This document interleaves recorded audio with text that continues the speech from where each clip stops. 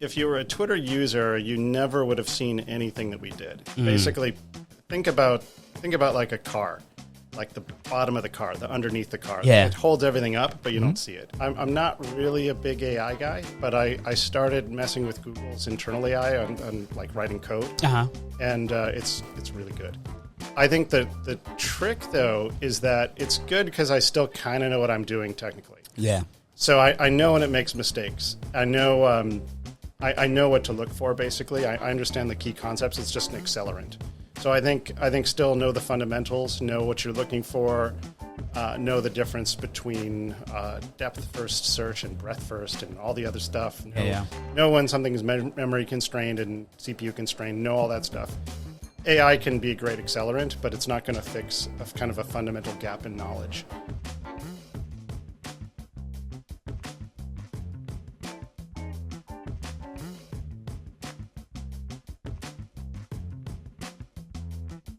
Welcome. What up, D Hustle? What is going on today? Yo, guess where we at, player? I don't know, but the weather's real great right now. You love this weather, bro. I love it. Every time we come out to the city, you always be talking about the weather. Top of mind. I love it. Tell them where we at. We'll be in San Francisco. 2 times. This is the second time. Second season. San freaking Cisco. There we That's go. what I'm talking about. Yeah, but also we got to see the Giants last night, too. Yes, we did. Shout out. Was it the Giants or we saw the Mets? Shout out to the Mets. Doing great things out there. Juan Soto was a bust. But Francisco, you know. He's the one that knocked it out of the park, he right? knocked out the home run, yes. I got that on video, too. I know you do. I can't wait. This guy, he loves baseball. Right, Patrick loves baseball, too. Yeah. Yeah. We got to catch a game together. For sure. We got a really beautiful view of the Ferry Building downtown San Francisco off of Market. I want to say welcome you all to another episode of Backstage with BobbyD. I got a special guest for us.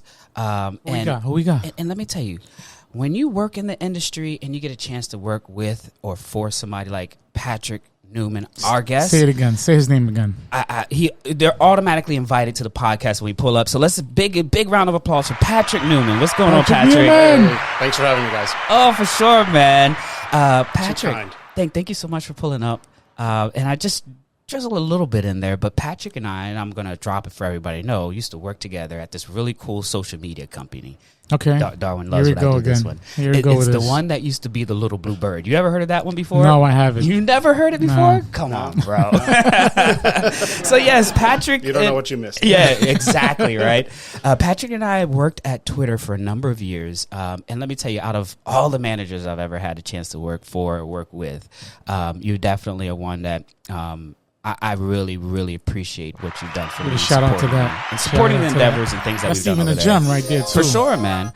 And definitely want to give you an opportunity to introduce yourself, but definitely wanted to, first of all, give you some roses and let you know we really appreciate you pulling up and for over the years support me on all these endeavors. Yeah, so thanks for having me. Give us a quick introduction of yourself. Oh, I'm just a guy who used to work with Bobby.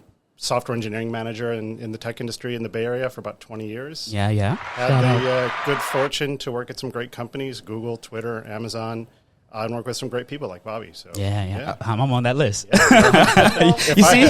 You see, D? I was waiting for him. If I was waiting for him. Podcast, you'd be the first guest. Round of applause. Just give you guys just want to give you guys heads up, ladies and gentlemen. I am not paying Patrick to say none of this good stuff. This is every time. Bobby said you were. Yeah, you know. Oh, okay, that's after the show. After the show. But Patrick, thank you so much for pulling up. And yeah, you've been in the Bay, been in the industry for 20 plus years, working at some of the most well-known, notable companies in our industry. And one of the things that I just want to kick it off with is how did you get into tech? How did tech end up being the place you landed? It's a long story. Let's go. Maybe it's a short story. I moved to San Francisco on New Year's Day in 2004, and I just kind of hustled until I found a job. Ooh. My first job in the Bay Area was at the Japanese government, building websites and stuff, and did that for like a year and a half and kind of got tired of it and wound up in a startup and just kind of ran with it. I was at that startup for 8 years and started in a very junior position and then kind of worked my way up and got all the way to senior director and then moved on to another startup and then they laid me off because that's how it goes sometimes. Yeah, and then wound up at Google and sometimes life throws you a curveball and you hit it. Hold on. Listen to how he just said it. I just wound up at Google. I just ended up like, I don't even know. They start signing and writing me checks. I just ended up there. Yeah. But Google was one of your first, we would say, big tech company that Google you worked at? was the first big one. And so that startup that I worked at from 2006 to 2015 had a lot of people come and go. Yeah. Like lots.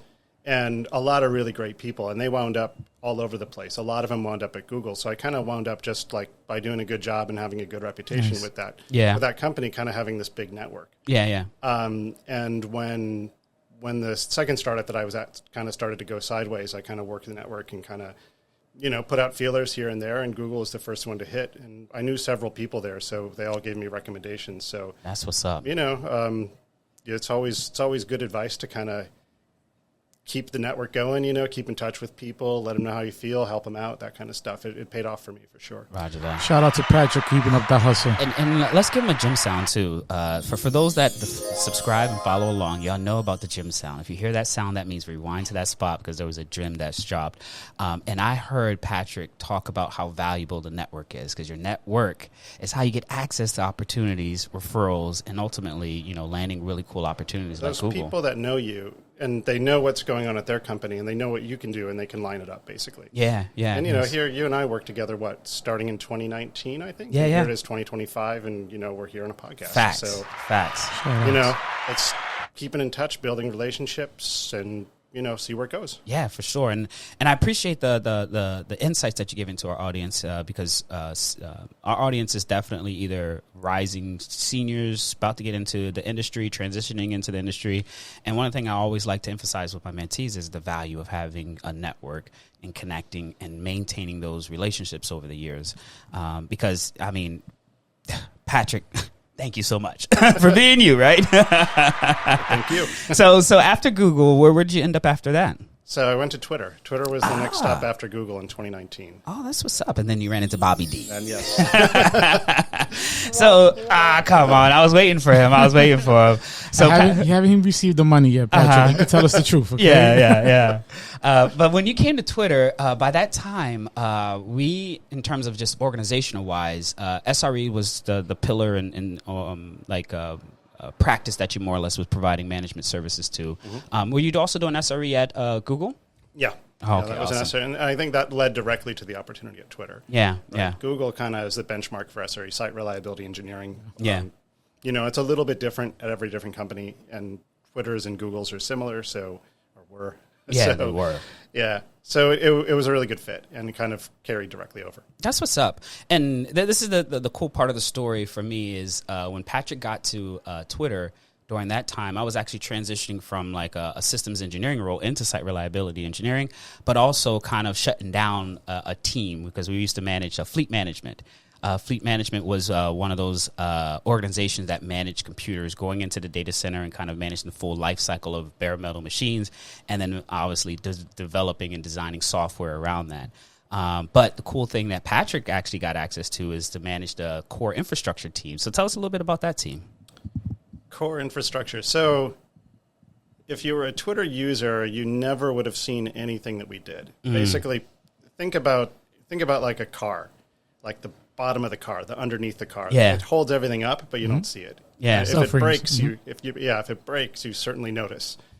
But if everything's working perfectly, you never notice. Yeah. And that was kind of like what core infrastructure was. It was configuration for systems. It was addressing. It was DNS. It was access to machines. It was identity for very low level, very basic level machine access, that sort of stuff. Yeah. There were like, I think 30, 35 different services that we worked on. Yeah. And like you said, these are core services. Like failure on them services, everybody else sees it, right? It's just like under the car. Yeah, global outages. Right? Twitter was down globally because of my stuff. Yeah. Once or twice. But hey, we all live and learn in the process. It's a different vibe when like you wake up and something you did is in the news. It's like it's different. Exactly. Bobby knows what it's like. Oh, right? for sure. Actually, I don't know, sidebar, that I told you that I'm working on a book called Breaking Barriers, My Journey to the Top in Tech. And one of the chapters in the book is called My Journey to the, the World Knows Me, but the world knows me, but y'all don't know me yet. Meaning that there was a time when Twitter went down, but nobody knows that I was a part of the team that was supporting and bringing it back up, and definitely have had the opportunity to experience that firefighting, but also being in the news. Yeah, it feels so real, Right? Because that's used to be the thing I used to tell a lot of mentees of mine is like, hey, your responsibility is to make sure that what we're doing, we're trying our best not to bring this thing down because the world's going to know about it. Like one line configuration can bring this whole thing down, and it's happened to us. Yeah. That's what's Twitter up. out of the news. That's for sure. That was a good day for us. Yeah, and the cool thing about my journey with Patrick is that this is the time that I was also transitioning out of the core infrastructure team, moving to a more of a platform, SRE, managing the compute platform. And I wanted to say, first of all, thank you so much for supporting me and paving the way for that, because you didn't know all of the challenges I had getting to where that point was, but then Patrick recognized game. He understood, right? The skill set, what I brought to the table, and the opportunity, and he definitely opened doors for me. Dee's going to get mad at me for saying, that Bobby didn't pay for this, but I don't say things I don't mean. And I first noticed Bobby probably 3 weeks after I joined in one of these incident calls, and just noticed the insight and just picked up on the ability right away. So it was very, very clear to me. Yeah. I don't shy from it. The same way that I am now is the same way that I was at work, right? Is that mindset, or more or less the environment that was created for me to be myself. And something I always talk about, what was so special about Twitter.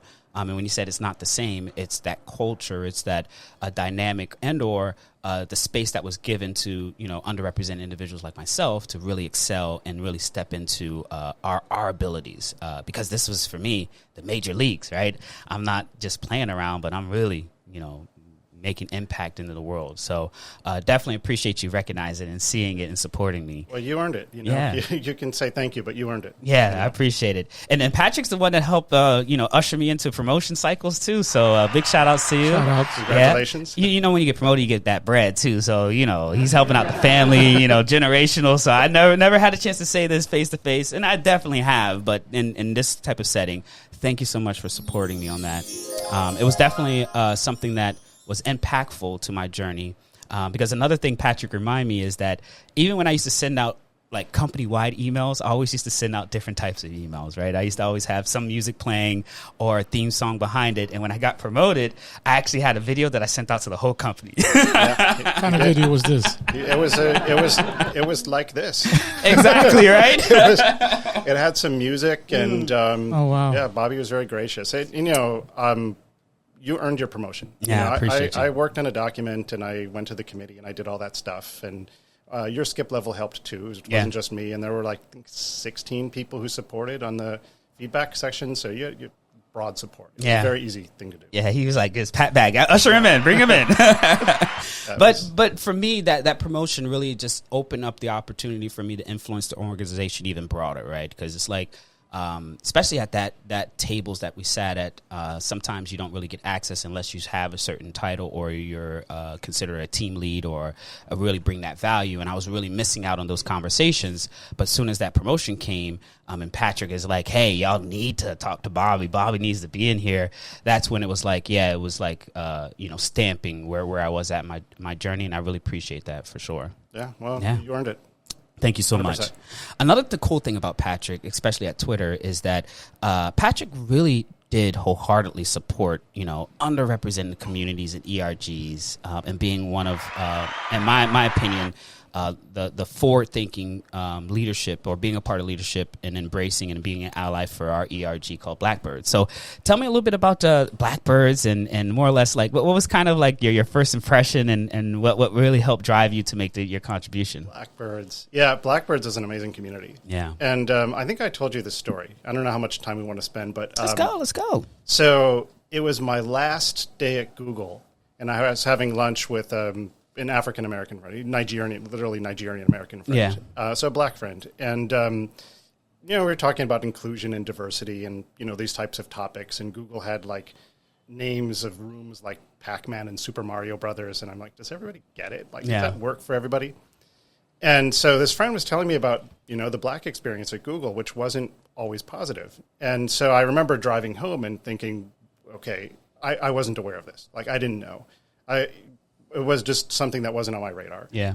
And so I thought, okay, what can I do better at the next stop at Twitter? You know, how can I involve myself? And so I thought, okay, he told me there's an ERG at Google for Black people and for the Black community, and I'm sure Twitter will have one too. So I'll just join and start from there. And so I got to Twitter, and on the very first day, like within the first 2 hours of orientation, they tell you about ERGs. Yep. And they put it all up in a slide, and I'm saying it like they still do this, but, you know.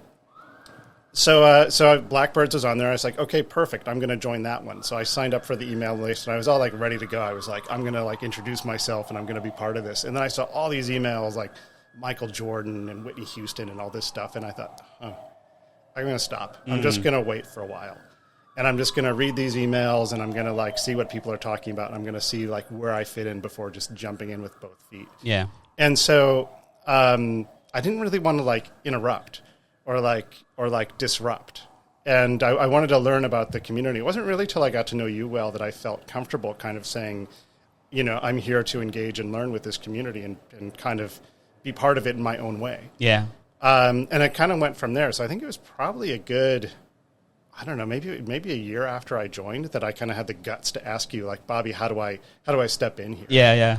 And then I remember you introduced me to Babatunde, and we had a thing going with him for a while and a couple of others. And I don't think I did much. I just showed up and listened mostly. And I gave some people some advice from a management perspective about handling certain situations, stuff like that.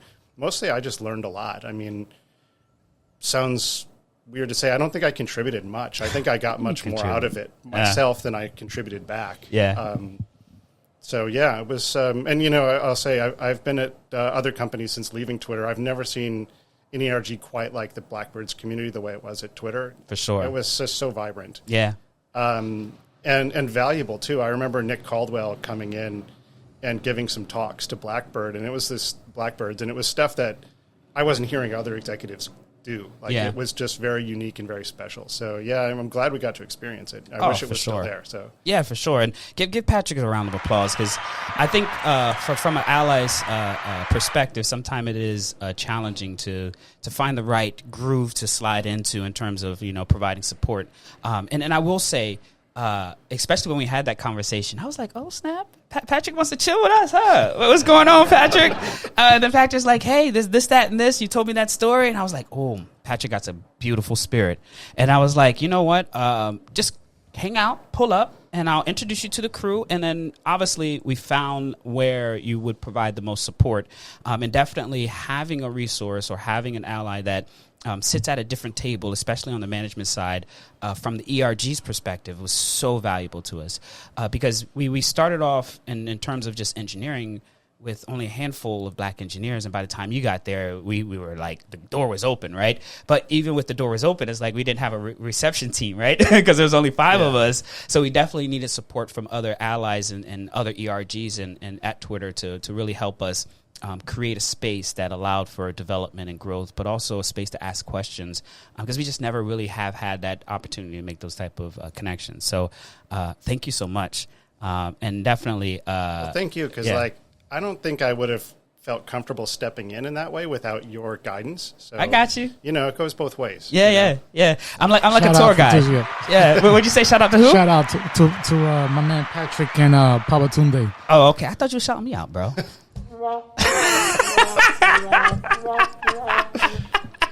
Shout out to my man Patrick again. Yeah. No, big shout out to Babatunde. Babatunde was a guest here. Yeah, I watched that one. Yeah. He's a true gentleman. Oh, my gosh. Tunde is a brilliant engineer. Great guy. And he was one of the first Black interns that we brought in. And he just helped us redefine what it looked like to come out of school, have this whole challenge of meeting the bar, and he exceeds the bar every time. So big shout outs to Babatunde. You had Meryl on too, and she was involved with that as well. So let's not forget Meryl. Yeah, big shout outs to Meryl. A little bit. Shout outs. A little bit had a chance to come on the podcast too. But yeah, in general, Blackbirds, ERGs, and I know it's kind of like a tough subject in the time that we're living with. DEI has really just, in my opinion, given access and opportunities for everybody to contribute and see the value of it, especially with diverse perspective. That's one question I have. So how did it feel to well, I don't know how I feel to be a manager of me because I'm a little bit much to carry too, even though I do come with good spirit. But how did it feel to have like that different type of perspective in conversations during our time working together? You mean like from a DEI perspective? Yeah. Or, I don't know. He treated like the red team and the blue team, huh? It was somebody from Beats who had reached out for help with a management situation. Like it was an engineer who was having some trouble with their manager. And I remember like just not knowing quite how to navigate it. Yeah. You want to be supportive, but then I don't know the other side of the conversation. Like I know how that person was perceiving the situation they were in, but I didn't know the other side of it. So you have to provide guidance that's supportive, but not kind of over-promising, and taking everything into account. So it can be a little tricky when you don't have all the information, when you're not directly involved. For sure. You know, it's good because you're neutral and you're unbiased in a way, but it's also tricky because you don't want to kind of be, you know, over-promising or saying, no, you're being treated unfairly. Maybe they were, maybe they weren't. They perceived a situation and they were dealing with a situation that was difficult for sure. Yeah.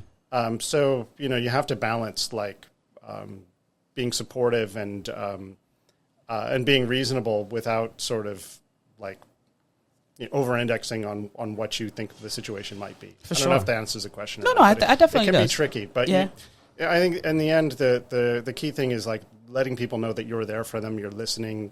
Someone does care and someone will make their best effort to help. I think that's always the best starting point. For sure, 100%. Thank you so much for that, because I definitely felt like you cared. and you know what? The other thing about Patrick and I is that this was almost low-key. I was already working remotely, or I started working remotely, and COVID kind of hit. And it was like almost, I was reporting to Patrick, and I never met him in person. I never met him face-to-face until I actually came to the office.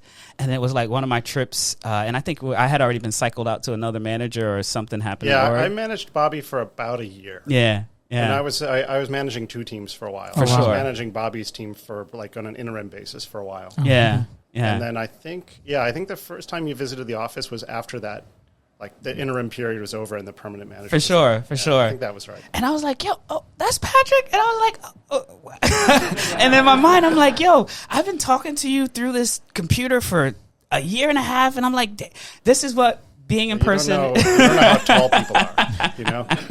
And I didn't have the same hair at that time. No, it was shorter. No, it was a lot shorter. It was a lot shorter. Your height has increased. Yeah, exactly, right? It's just the hair, Patrick. I got shorter. That's funny. So another cool thing that I learned about Patrick, and we were talking about this actually before we even got the show started, was about your time in Japan. So last time we tried to pull up and have a conversation with Patrick when we met up with Tunde and Miro, but you were out of the country. But I mean, in terms of story-wise, you lived in Japan for a while. Yeah. So tell us a little bit about that. So I was a student in Japan for a semester, and I had a good time there. So I went back and lived there as an English teacher for 2 years. Yeah. Oh, shout out to that. It wasn't a very good job, but it was a great experience. Yeah. So, yeah, that's what's up. Did you learn how to speak the language? Yeah. Oh, okay. Yeah, I mean, he worked for the Japanese consulate, man. He was the guy, right? Stop the press. And then also you got into blogging and sports. Baseball is obviously the big sport over there. So tell us a little bit about that. Yeah, so, going way back, I wanted to be a writer. That was my dream. And my wife, when she sees this, will laugh at me because, it's kind of one of those things. So I wanted to be a writer. And I've always been a huge baseball fan, and I can speak and read Japanese. And then around 2007, 2008, I noticed there was a lot of media about Japanese players. Most of it was wrong. And so I thought, okay, I know these things. I've seen these guys. I know who they are. I can just start a blog. Yeah. And tell people. And to my surprise, it really took off. I think my biggest day, I had 45,000 page views. Oh, big shout outs to you. Yeah, and I've been done over 100 newspaper and magazine interviews, and I think 25 radio interviews. Yeah. And one TV.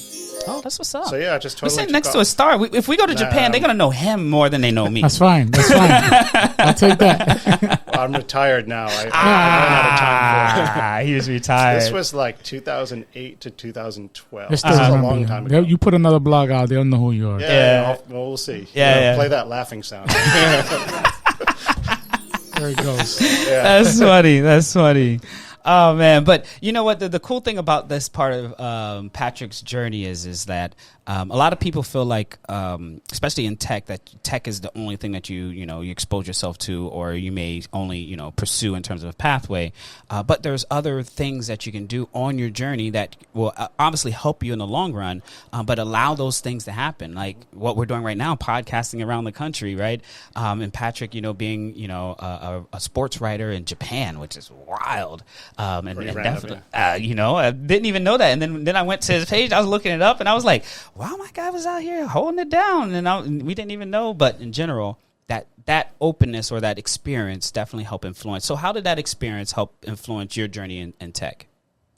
So I think the biggest thing, I was thinking about this question because earlier, I think the biggest thing was when I was teaching English there, there's rules where you have to speak English to the student, and sometimes you're speaking with somebody who can't really communicate in English, but you still have to use English and kind of get by to them, get through to them with something very basic, and you sort of learn how to sort of build from that. And I think I've used that skill a lot in communicating technical concepts to non-technical audiences. Like you're talking to a salesperson about it's got to be this. It's, this is how it works. This is what you should demo. This is what you should avoid. That kind of stuff. I think just learning how to talk to different people where they're at with their understanding, I think, is the biggest thing. And the English teaching in Japan was a very extreme example of that. But there's always times in engineering where we're talking to somebody, we might assume that they know some technical detail that's natural to us, or like just. We're fully fluent in that detail, but we might not remember that whoever we're talking to might not be aware of it, might not be super familiar. Yeah. And so learning how to kind of meet people where they're at, so to speak, I think that was probably the biggest thing. Big shout outs to you. That's definitely a gem. But put a mark there for him.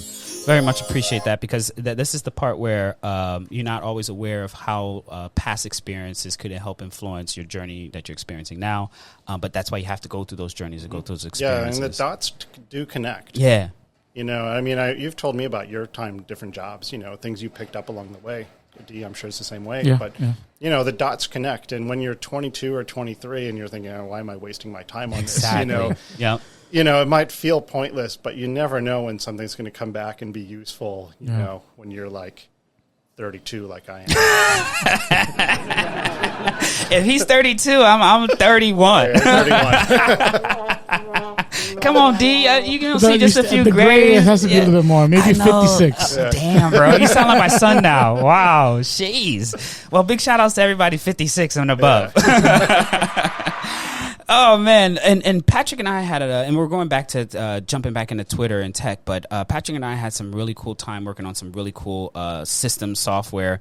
And one of the ones that come to mind, and actually I didn't put here in the notes, and I just thought about it, is we had a team that was working on basically helping us mitigate some of the challenges we had with Puppet. Puppet being a configuration management that basically allows you to consistently configure groups of machines with the same configuration. And they came in and they came out with this really cool way for us to roll out changes. And by far one of the coolest things that I've ever seen in my field, especially to mitigate the challenges that we had. But how did that project come about, and like how did that in terms of the outcome, because I believe it might have been right when I left when it was just about done, but in terms of rollout and all that good stuff. Yeah. Yeah, so what Bobby is talking about is a tool called Puppet, which is this open source thing. And basically, the way to think about it is you've got a bunch of machines, and they all need to have some setting, some memory setting or some permission or something. And they all need to be consistent. They all need to work the same way. So how are you going to do it? You're not going to log into every machine and manually set it and change all this stuff. You need a way to do it automatically. Across a big group of machines. Yeah. And so Puppet lets you do that. The problem with Puppet at Twitter scales, you have hundreds of thousands of machines, and if you get one of those settings wrong, then boom, you could wind up with a bad situation. It wasn't funny for us. That was a womp womp womp. That can be all of them. Exactly. The laughing, the glory of fixing those things. That's why I put the laughing thing on. You need a button for sheer panic. Yeah, or pager duty sound. Yeah, there we go. There we go. That's the right one. Yeah. Yeah. So we came up with a way of applying Puppet changes incrementally. So you're gonna make your change to part of the group of machines that you have to change, and then if it works, you move on to the next one and the next one. And eventually, it's all completely done. Yeah. And so it's basically just a way to mitigate the risk of some unwanted change blowing up everything. Yeah. And this is going back about 3-4 years now. So the way I measured the success of that was how many of those rollouts did we intervene with and stop something bad happening? And I think at one point we had stopped 27. Wow.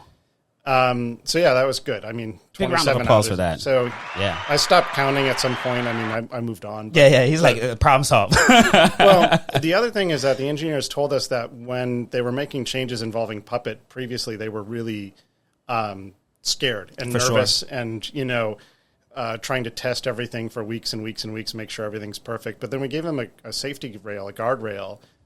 They could move a lot quicker. Yeah. And say, okay, if I roll this out and it has a problem, I can catch it and stop it. It's not going to blow me up. So you can move a little bit more aggressively, move a little bit more with higher velocity. Yeah, for sure. It was sort of an unplanned benefit. But it turns out that making changes safer to do makes people feel less stress in their jobs, which is really nice. Yeah. Big shout outs to that. And that whole team, the whole squad, it's so great that we had that type of challenge and that problem, because that problem space, you don't find it in a lot of organizations. And also the impact that it has for a change in our environment. Like you said, it was massive if something went wrong.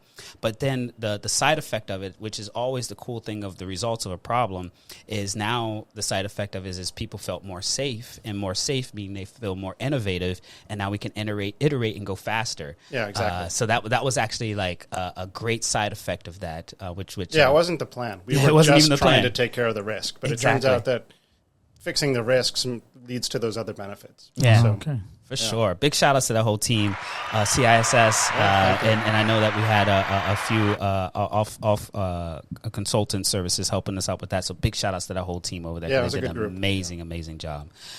So by that time, I would say that it was you're done with the Twitter, and then you moved on. Did you go to the Elon Musk cabal thingy? Well, I left because of him. But okay. I mean, Amazon had been coming after me for a while. You see that? You're like, Amazon was knocking at the door.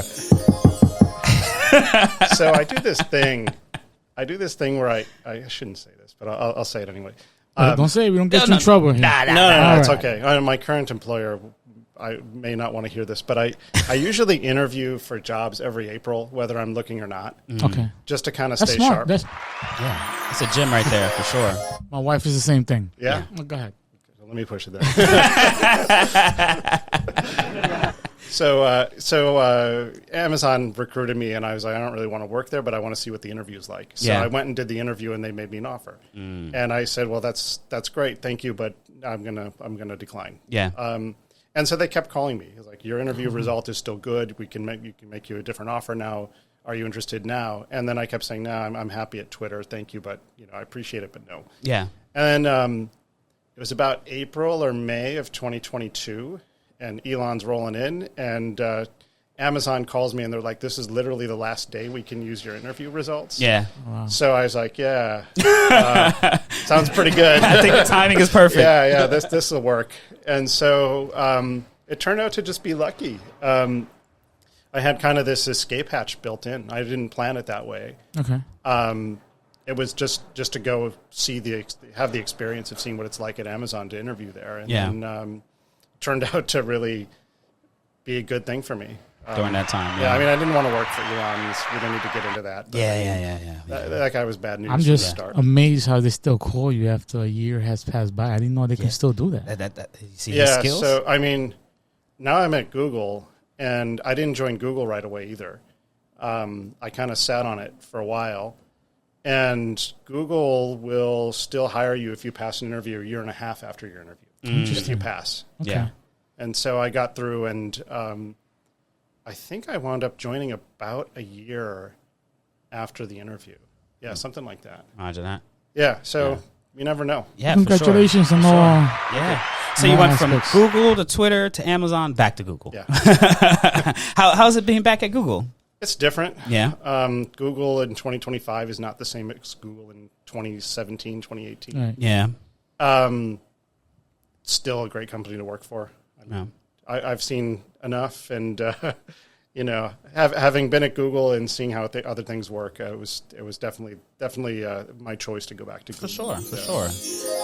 Now, with limitations on how much you can talk about it, but like, what type of projects are you working on and doing at Google? Yeah, so I can't go into much detail, but I work in the Google Payments org, and my specific role is helping Google accept and process new forms of payment globally. Oh, that's what's up. So, you have Venmo or whatever in the U.S. and credit cards and all of that we have. A payment in Japan or Korea might be different. It might be a QR code. Yeah. Payments in India are different. Payments in Africa are different. There's more usage of cash. There's more usage of like direct bank transfers, peer-to-peer payments, all that kind of stuff. And they all have different risk profiles and different technical limitations and technical advantages. Yeah. And so we deal with all that stuff. So it's pretty interesting. That's what's up. And you're still in a leadership role over there, right? Yeah. Oh, that's what's up. And this is the cool thing about leadership and reflection is like, one question I have written down here is what would make the greatest or great mentor or manager in 2025 and beyond? Oh, that's a great question. Yeah. I don't know.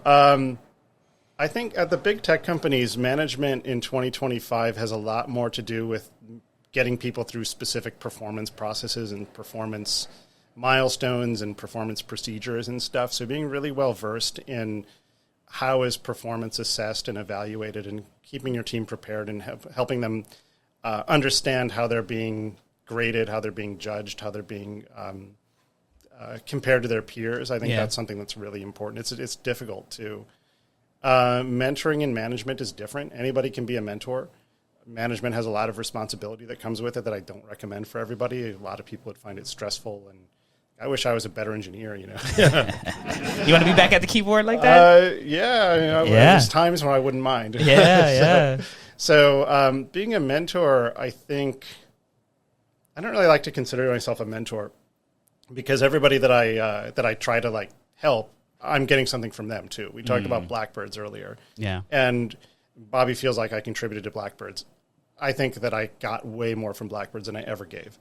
And mentoring is similar in a way. If I'm, mentoring somebody and I'm sort of making my experience available, they're also telling me what they're experiencing, what they're going through, and it's helping me kind of adapt and be a better leader, be a better community member, whatever. So I think the first thing that I try to do when I'm trying to mentor someone is just simply listen and then make my experience available to them, whatever it might be, in a relevant way. Sometimes old man Patrick tells stories. What are you talking about, old man? You're only 32, bro.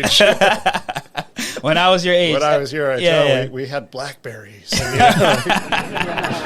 And there you put it on your belt. Yeah, the good old days, right? When you actually had a keyboard on your rather than touchscreen. Yeah. So, try to keep it relevant. Yeah, for sure.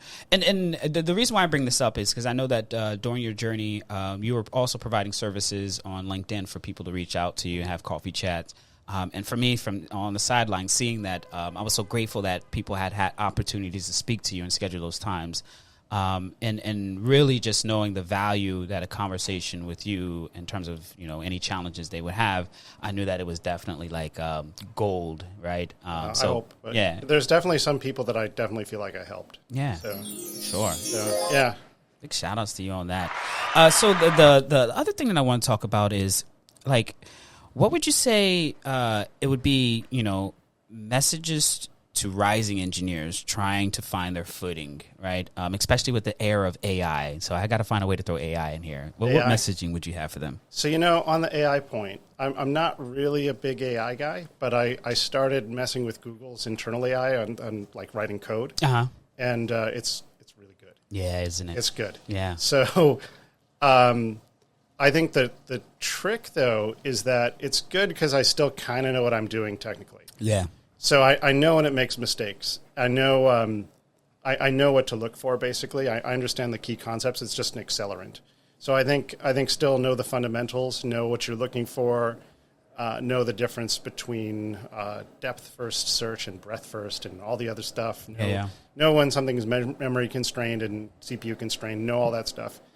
AI can be a great accelerant, but it's not going to fix kind of a fundamental gap in knowledge. That's probably the first thing, navigating that. That's probably the one that jumps out at me the most. In terms of just general stuff, I think one thing I see from a lot of earlier career engineers is that they're a little afraid of asking questions. And it's a natural thing to like be afraid of how it looks to not know something. And so I would say find a situation where you're comfortable not knowing. Maybe you don't want to put your hand up at a meeting and say, what does that mean? Maybe you want to find somebody that you can ask privately. Somebody that is not going to judge you and not going to think any differently of you if you don't know. Yeah. I mean, we've been at this for however many years. There's stuff we don't know. Facts. We're never going to know. Yeah. So I think that's the key thing, is to kind of find a way to build your network, find some people who can guide you through, and get comfortable absorbing all that information. Yeah, for sure. And one other thing that comes to mind when you were talking about that is a mentoring skill that I introduced at Twitter called the red and blue exercise. You remember that exercise? I remember, yeah. So that exercise, and just to fill D-Hustle in the audience, allowed us to basically turn the fire alarm on and basically practice when the system fails or different components of the infrastructure goes down.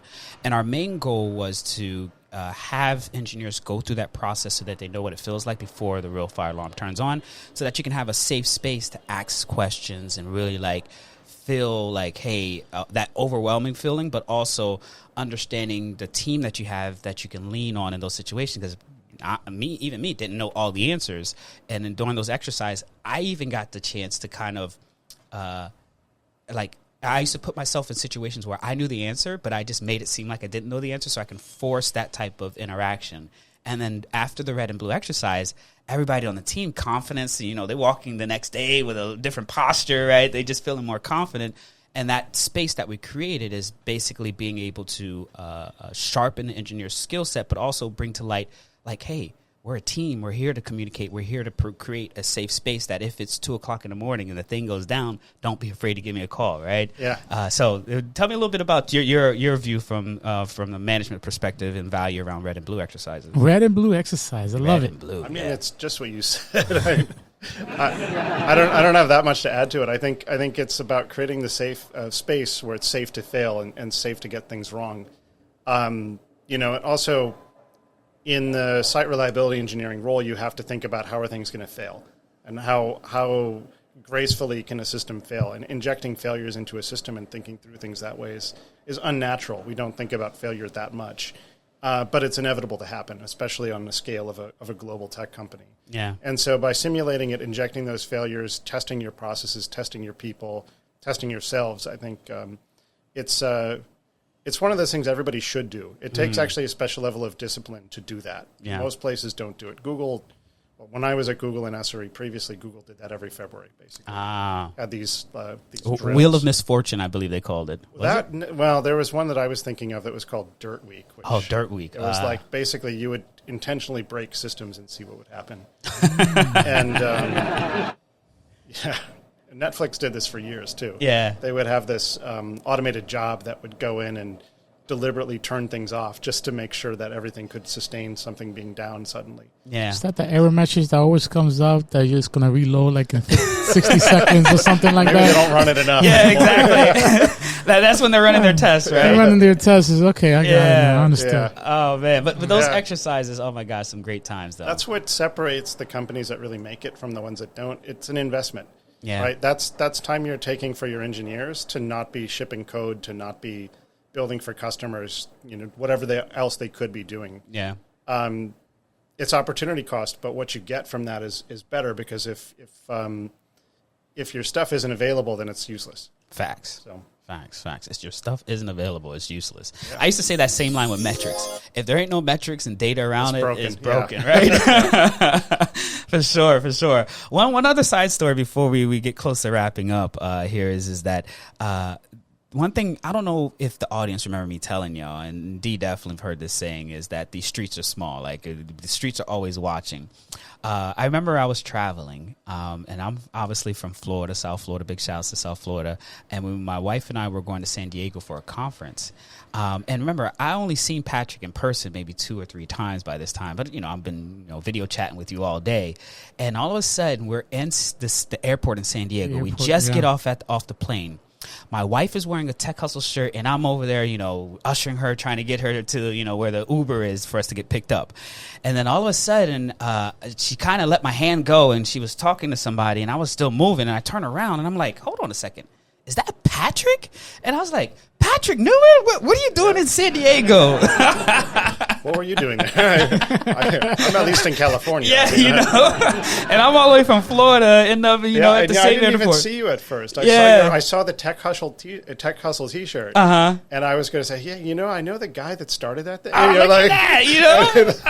had no idea it was your wife. Yeah. So how about that? That was such the universe right there. That was, 2-3 years ago. Yeah, for sure. Something like that. Yeah, my son was in 8th grade, I think. Yeah, and I believe you were traveling with your daughter for going to the museum, or it was the zoos. No, the zoos. My son was on a trip to the East Coast with his school. They were going to New York and Washington D.C. Got you. And so spring break, we had our daughter alone, and just the 3 of us. And we said, "What do you want to do?" And she said she wants to go to the San Diego Zoo and Safari Park. So we said, "Okay, let's make it happen." Is that a big park or? Safari Park is like 15,000 acres, so pretty big. Wow. And we skipped SeaWorld and we put a little bit more money into Safari Park because there's all this other stuff you can do. You can go on tours behind the scenes and stuff. Oh, man. And they've got all the animals together. It's like an African savanna, basically. It's pretty cool. So it's pretty far outside of San Diego. It's like a good 40, 60-minute drive, something from like the that. airport? Mm-hmm. From wherever we were staying. The airport in San Diego is right downtown. Yeah, it's right downtown. Okay. So the zoo is also right downtown. The zoo is right next to the airport. Roger that. But Safari Park is a long drive. It's not even in San Diego. It's in some okay. place. But it's a cool place, and she wanted to go there, so we said, yeah, sure. Yeah. And on we their did. flight and back then home, we're going to stop by and see Bobby. You know how when I'm at the airport, I'm just walking like I'm a guy, yo, what up, just what up there. D Hustle, just wait until the crowds are gonna be like, Bobby. You gonna be providing security? Go ahead. You want me to hit it again? The audience, no. You know what? No. I'm just messing. But I tell you that right there. Afterwards, me and my wife jump in the Uber, and I was like, yo, can you believe we just ran into Patrick Newman? She was like, no way. And I was like, yo, how in the world did that happen? And definitely, it was like one of those moments, like, man, the universe has definitely put us in the right position. Yeah. And I really appreciate this quick little second that we had to dap each other up, and I got to meet your wife, you got to meet my wife, and definitely it was definitely one of those moments that I really you were enjoyed. forever the guy from the airport. Awesome. So as we're coming close to the end, one thing that I definitely want to give you an opportunity to do is any last words, some advice for our audience members. Remember, these are individuals that are either getting into tech, have think about transition, or they're just about to graduate college, and AI is this big topic that everybody's a little bit hesitant and afraid of. But just some words of advice and wisdom for our audience. I just say stick with it. Have a goal, stick with it. There's going to be ups and downs. There were ups and downs for me. I'm sure for you too. Facts. Darwin, ups and downs for all of us. It's just part of life. And, now the big thing is AI, but, 25 years ago, it was this thing called the internet, commerce, that was, we remember when that was new. Yeah, and, exactly. Then it was iPhones and what else? Yeah. There's always going to be something, cloud computing. Remember when AWS was new? Exactly. It was so disruptive. People coming AOL. up now. Yeah. AOL. Free CDs in the mail. Right? Now you're showing your age. No, I am. Yeah. So there's always going to be new things to adapt to. You got to kind of stay agile. You got to keep learning. You can't stay static in this industry. That's what's up. So I would just say stick with it. Have a goal, stick with it. If you're not, if coding isn't working for you, maybe SRE will, maybe product management will, maybe sales will. Yeah. Having a core set of technical skills that you can apply to those other areas will work. So, and remember, those dots connect, right? Yeah, those dots connect. No matter how far long ago, it'd be like, oh, I remember. Yeah, those dots it'll connect. come back. Dots will connect. For sure. Well, D, cue up the music.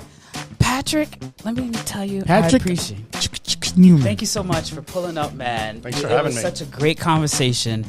D Hustle always in the cut, holding it down. He's doing like two or three jobs for us right now. Y'all can't really see it. The utility guy. Right? But I want to say, first of all, thank you all for tuning in. This is my guy, Patrick Newman, dropping gems. Give him that sound again, what they should be listening for. So if y'all hear this sound, make sure y'all rewind to that spot because Patrick was dropping gems. As you know, I'm out on these streets, traveling the country, speaking to peers of mine that I've had the pleasure of working with, interacting with, being on the internet with for a few years, and then finally run into you in person, right? The streets are always watching, but as I always mention to you all, thank y'all so much for tuning in. Holla at your boy. It's Bobby